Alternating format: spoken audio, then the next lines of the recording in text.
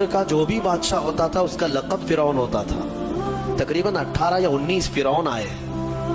جو بھی بادشاہ ہوتا تھا اس کا لقب تھا یہ فرعون. اکثر لوگ اس کو نام سمجھتے. اب جو موسیٰ علیہ السلام کے زمانے کا فرعون تھا وہ بڑا جری تھا.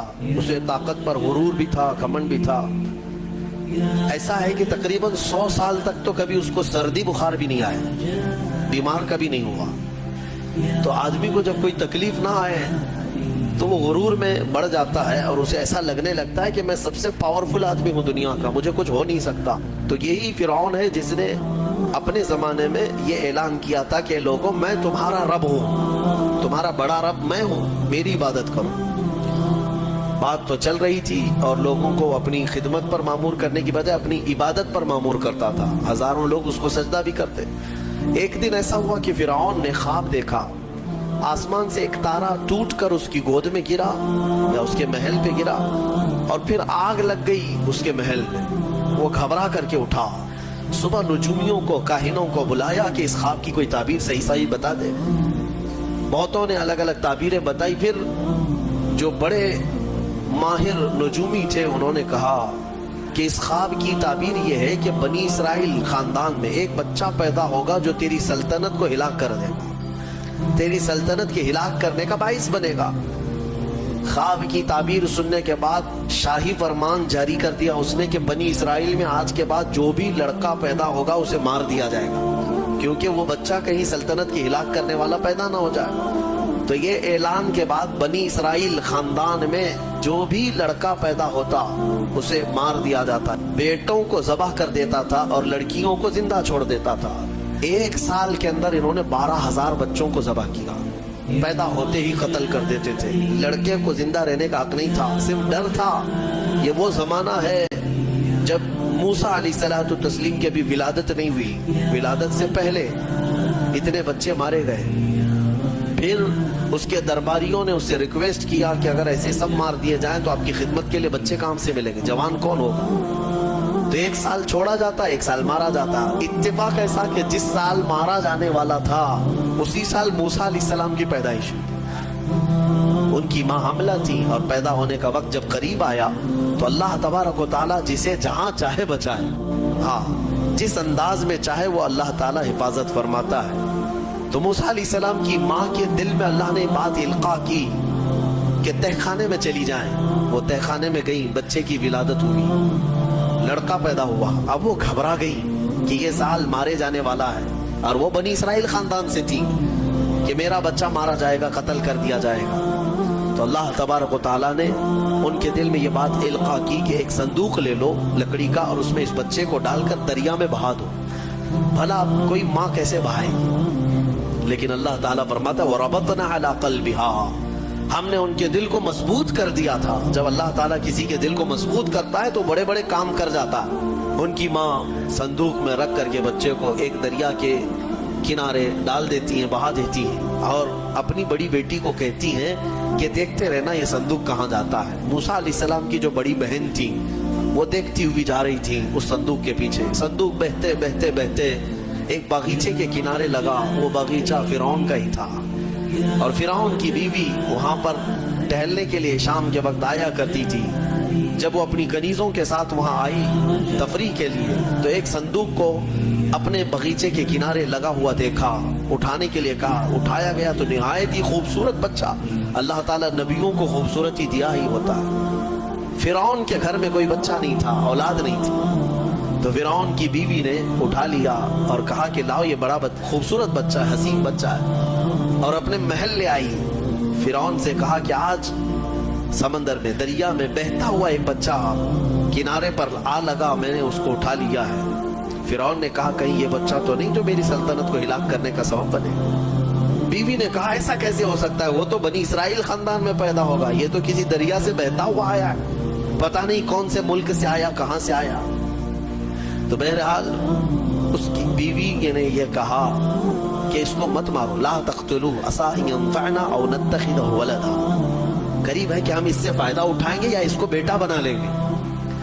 بیوی کی بات پر راضی ہو گیا. فرعون جو ہے بیگم کی بات پر آ گیا اور اس کے بعد رکھ لیا بچے کو. عورت کے مشورے پر عمل کرتے ہوئے اس نے رکھ تو لیا بچے کو. अब परवरिश की जब बात आई, बच्चे को दूध पिलाना है, तो तायाओं को बुलाया गया। शाही खानदान में बच्चे की परवरिश हो रही है। बहुत सारी औरतें आई, दूध पिलाने की कोशिश करती रही। मूसा अलैहिस्सलाम किसी का दूध नहीं पकड़ते थे। उनकी बहन वहीं खड़ी थी, उसने कहा कि मैं एक दाया को जानती हूँ जिसका दूध हर बच्चा पी लेता है। उससे कहा गया कि बुला लाओ। वो जाकर अपनी माँ को बुला लाई, अपनी माँ को ले आई, और उनकी माँ आई, मूसा अलैहिस्सलाम को अपने सीने से लगाई तो दूध पीने लग गए। तो सब में ये बात मशहूर हो गई कि ये यहाँ की मशहूर दाया है और ये खानदान के अंदर रहेगी, शाही खानदान में, महल में रहेगी, और बच्चे को पिलाने की उजरत भी दी जाएगी, उजरत भी दी जाएगी। फिरौन के घर में परवरिश भी और उन्हीं की माँ से दूध भी पिलाना, फिर प्लस उसकी उजरत भी दिलाना, ये शान है रब्बे ज़ुल जलाल की। वो जहाँ चाहे जैसे चाहे परवरिश फरमाए, हक की हिफाजत करना ये मौला की शान है। खैर, मूसा अलैहिस्सलाम फिरौन के घर में परवरिश पाते रहे। जब आपकी उम्र 2 साल के करीब की हुई, फिरौन और उसकी बीवी बैठे हुए थे। मूसा अलैहिस्सलाम खेलते खेलते गोद में आए और फिरौन की दाढ़ी पकड़कर उसके मुंह पे तमाचा लगा दिया। पहली मर्तबा किसी ने बादशाह के मुंह पर तमाचा जड़ा है तो बेटा घर का, लेकिन फिरौन को पहली मर्तबा वो जन्नाटेदार जो थप्पड़ लगा, हो सकता है तारे नजर आ गए हों।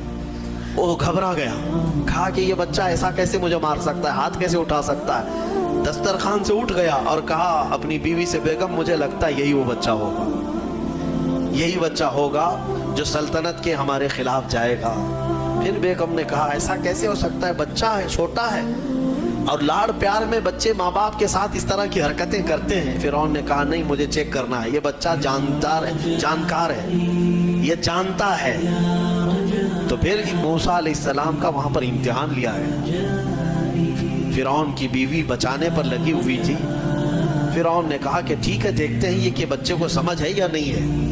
इम्तिहान के लिए बेगम ने कहा एक काम करो, एक बर्तन में आग के अंगारे दहकते हुए कोयले वो भी लाए जाएं, और एक बर्तन में सफेद फूल लाए जाएं। अगर बच्चा अक्लमंद होगा तो फूलों को पकड़ेगा, नहीं तो फिर ये लाल चीज की तरफ बच्चों का हाथ ज्यादा जाता है, आग देखेगा।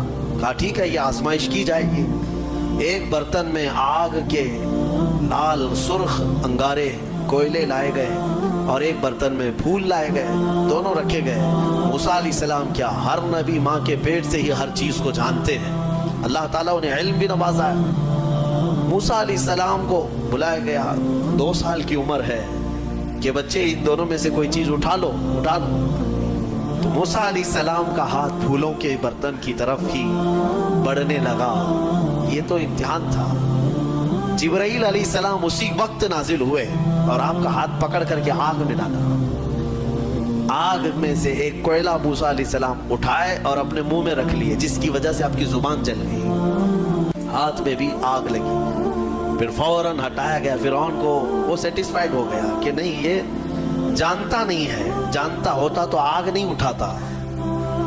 बहरहाल मूसा अलैहिस्सलाम को इस आग के कोयले के जुबान पर रखने की वजह से जिंदगी भर उसका असर रहा, जुबान में जिंदगी भर असर रहा। फिर जवानी आई मूसा अलैहिस्सलाम की, उसी घर में परवरिश पाते हुए।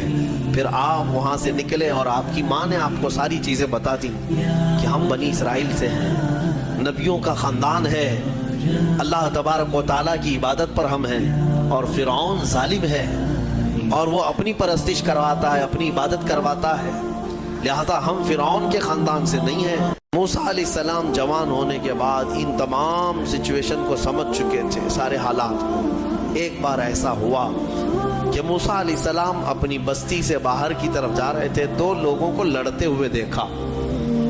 एक बनी इसराइल का था, इनके खानदान का था, एक फिरौन के खानदान का था। तो इनके खानदान का जो आदमी था वो पुकारा मूसा अलैहिस्सलाम, हाय हाय मैं मरा जा रहा हूँ, मुझे बचा लो मूसा, मुझे बचा लो। मूसा अलैहिस्सलाम आए, देखा दोनों झगड़ रहे हैं। एक तो अपने खानदान का था बनी इसराइल, वैसे भी बनी इसराइल पर उस वक्त बड़ा जुल्म किया था फिरौन ने। तो मूसा अलैहिस्सलाम ने मौका पाते, यानी वो फिरौनी था, एक घोंसा लगाया उसको, एक घोंसा उसको लगाया, वो जमीन पे गिरा और मर ही गया। ختم ہی ہو. نبی کا پنجا لگا ہے نا, نبی کے ہاتھ سے ایک مار کھایا اور مر گیا. یہ ایک گھونسا لگا